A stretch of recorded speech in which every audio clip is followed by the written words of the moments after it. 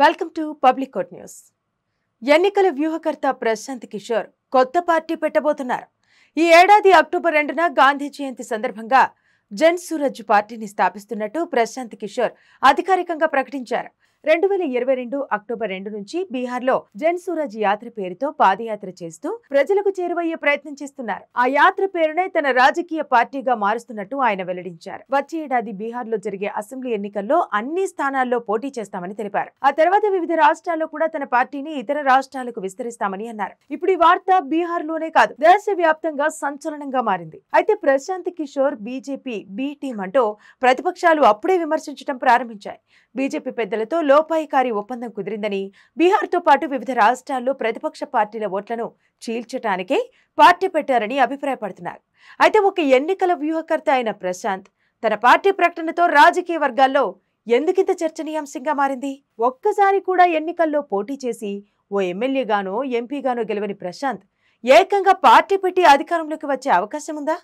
అసలు ప్రశాంత్ ప్రస్థానం ఏమిటో ఈ వీడియోలో తెలుసుకుందాం. ప్రశాంత్ కిషోర్ అనే పేరు 2014లో మొదటిసారి దేశవ్యాప్తంగా మారుమోగిపోయింది. ఎందుకు కారణం? ఆ ఏడాది జరిగిన పార్లమెంట్ ఎన్నికల్లో నరేంద్ర మోదీకి పార్లమెంట్ ఎన్నికల వ్యూహకర్తగా వ్యవహరించడం. ఆ ఎన్నికలో బీజేపీ ఘన విజయం సాధించగా మోదీ ప్రధానిగా బాధ్యతలు చేపట్టారు. ప్రశాంత్ కిషోర్ బీహార్కు చెందిన వ్యక్తి. సిటిజన్స్ ఫర్ అకౌంటబుల్ గవర్నెన్స్ పేరుతో ఎన్నికల వ్యూహాలు రచించేందుకు ఓ ఆర్గనైజేషన్ ఏర్పాటు చేశారు. 2011లో గుజరాత్ అసెంబ్లీ ఎన్నికల సమయంలో మోదీకి ఈ సంస్థ పనిచేసింది.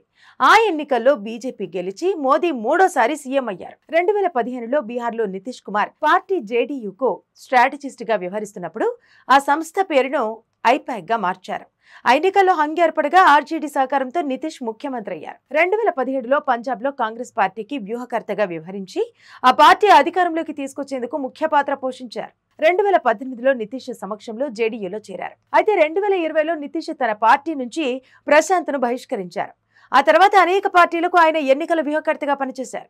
2019లో ఆంధ్రప్రదేశ్ అసెంబ్లీ ఎన్నికల్లో వైఎస్ జగన్ కు వ్యూహాలు రచించారు. ఈ ఎన్నికలో వైసీపీ ఘన విజయం సాధించింది. ఎన్నికల ప్రచారంలో సీఎం జగన్ స్వయంగా ఆయన్ను ప్రజలకు పరిచయం చేశారు. వైసీపీ మేనిఫెస్టోలో నవరత్నాల పేరుతో 9 పథకాలను రూపొందించడంలో ప్రశాంత్ కిషోర్ పాత్ర కూడా ఉందట.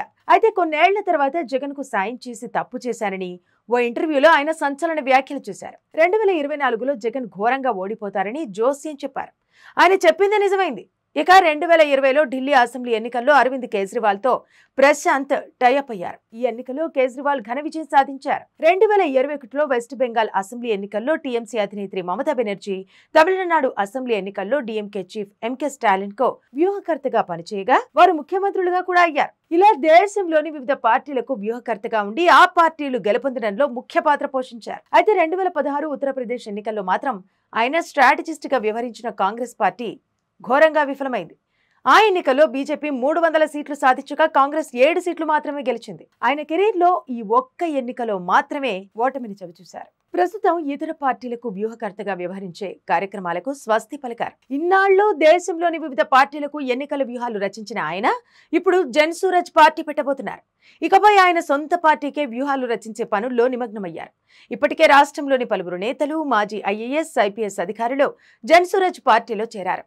మాజీ సీఎం, భారతరత్న అవార్డు గ్రహీత కర్పూరి ఠాకూర్ మనవరాలు కూడా ఇటీవలే ఆయన పార్టీలో చేరారు. మరి ఎన్నికల వ్యూహకర్తగా సక్సెస్ అయిన ప్రశాంత్ కిషోర్ రాజకీయ నేతగా సక్సెస్ అవుతారా?